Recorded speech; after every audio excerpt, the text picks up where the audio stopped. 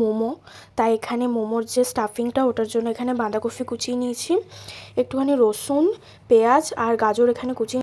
ফার্স্টে এখানে আমি গ্যাসটা জ্বালিয়ে নিচ্ছি, একটুখানি তেল ঠিক আছে, এরপরে দিয়ে দিলাম রসুনটা, তারপরে এখানে দিয়ে দিলাম পেঁয়াজটা। এখানে এটাকে ভালো করে এরপর নেড়ে নেব। এরপরে গাজর, এখানে আমি বাঁধাকপিটা দিয়ে দেবো। পরে এখানে আমি দিয়ে দেবো হলুদ, তারপর এখানে নুন, জিরে গুঁড়ি, তারপর একটুখানি লঙ্কা গুঁড়ি দিচ্ছি, গোলমরিচ গুঁড়ো, ম্যাগি মশলা। সব মোমোগুলোতে এখানে পুর ভরে নিয়েছি, এখানে কয়েকটা আছে আর এখানে আছে হচ্ছে, তার জন্য এখানে আমি জলও বসিয়ে দিয়েছি। তারপর সিদ্ধ হয়ে গেলে